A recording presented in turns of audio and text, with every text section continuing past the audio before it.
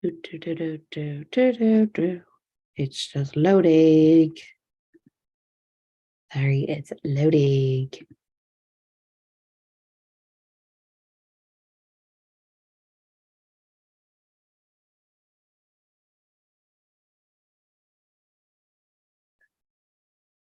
Okay. Okay, give me a moment. Okay. Hi, my name is Brooke, and I will be presenting my final project. So I'm just going to share my screen. So this is my final project for the digital capstone class, and I'm doing a story pitch on A Crazy Crazy Day Part 1, which is one of the films I have wrote. Oops. Okay. So about me is I am a senior studying film and TV with a concentration in creative producing and a minor in digital marketing. I started writing scripts for my own productions back in high school, and I still currently write them now.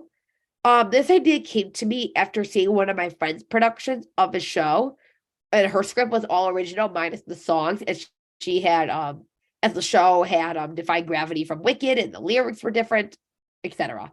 But I don't own the music, and I own the playing characters of A Crazy Crazy Day Part 1, as there are songs that exist, like One Boy from Bye Bye Birdie, Take Me or Leave Me from Red, and just the lyrics are different.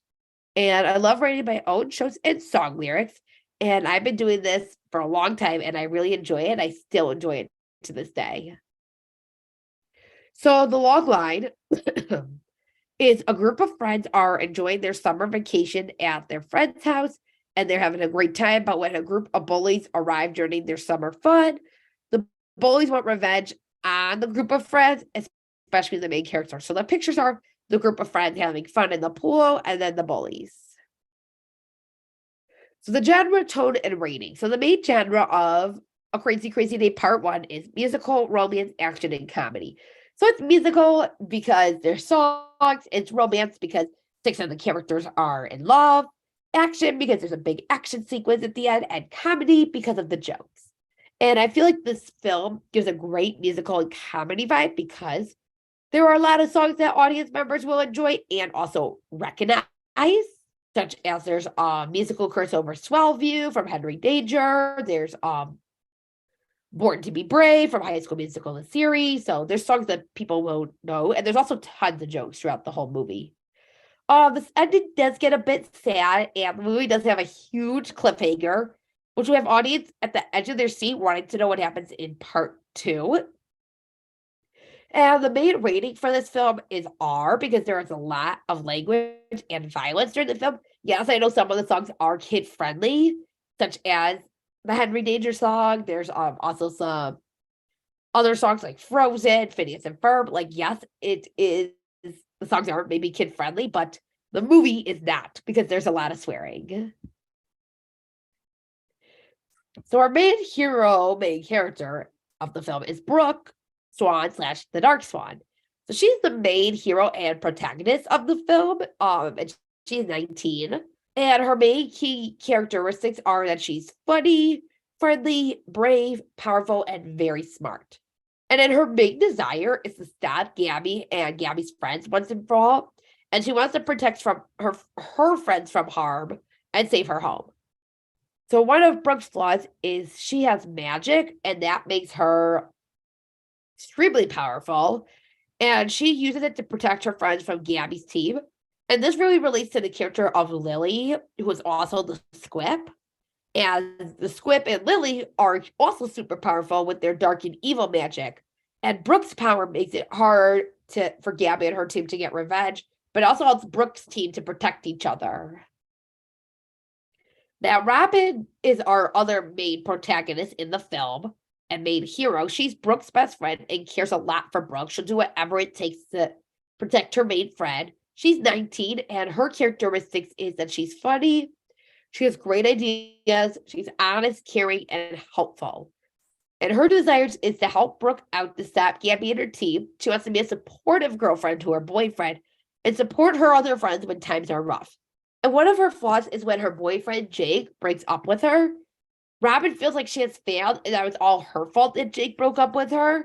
But Brooke and Robin's other friends are there to support Robin when she feels down about the breakup. Now, our main villain is Gabby, and she's the leader of the villains, and she's 17. And her key characteristics is that she's mean, evil, she's dark, she's tough, she's brave, and has amazing, great plans. Her desire is to get her revenge on Brooke and Brooke's friends, and she will do whatever it takes to get her revenge and make sure her plan goes successfully. Now, one of her flaws is when she finds out Lily, who's another character in the film, isn't who she seems to be, and Gabby realizes she needs Squip's help, who is also Lily in disguise, to defeat Brooke and her friends once and for all. And now, our other main villain is Kayla, and Kayla is a bully and Gabby's sidekick. So Kayla is 14, and her key characteristics is that she's rude, dark, mean, evil, a tad dumb, and she's a tad dumb because she doesn't like Gabby. And her main desire is to get her revenge on Brooke and Brooke's other friends as she's rotten, and she'll support Gabby as much as possible to make sure Gabby's plan goes successfully.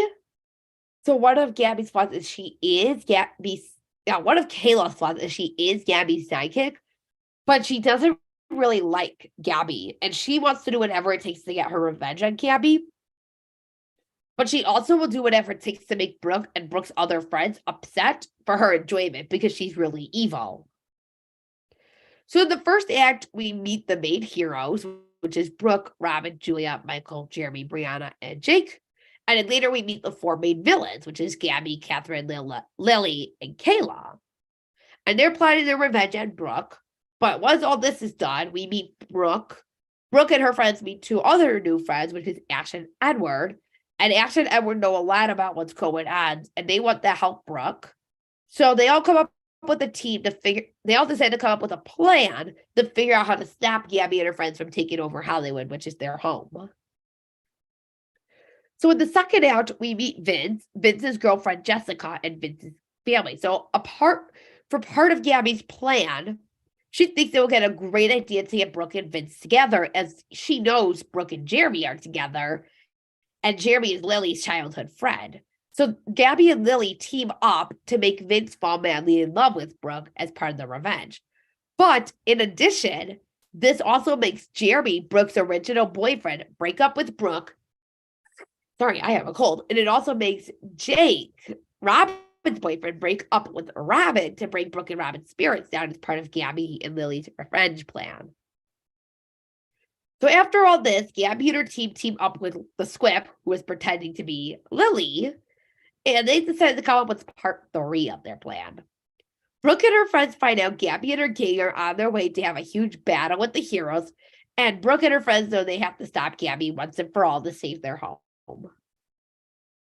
Now, in the third act of the film, the big battle begins, and Brooke, with her magic, accidentally hurts Catherine, who is to be sent to the hospital, as we think Catherine has passed away.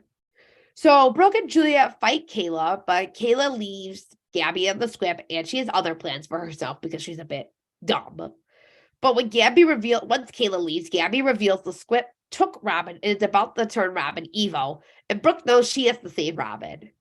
Brooke does try to save Robin, but Gabby tells Brooke, in order to save Robin, you must take her place and become the Dark Swan.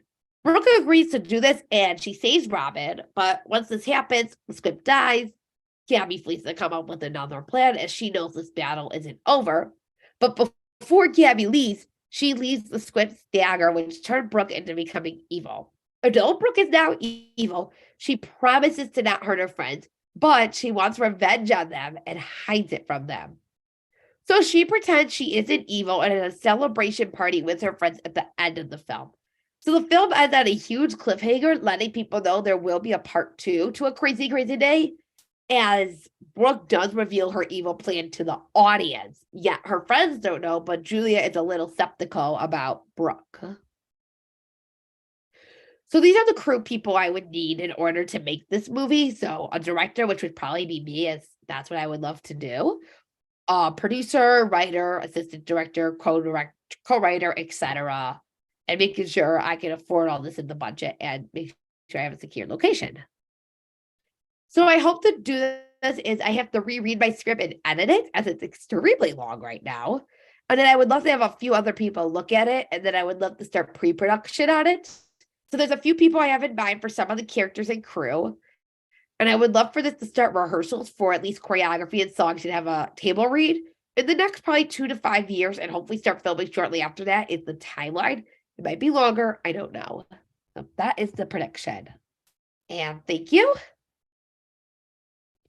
So thank you for watching my pitch on A Crazy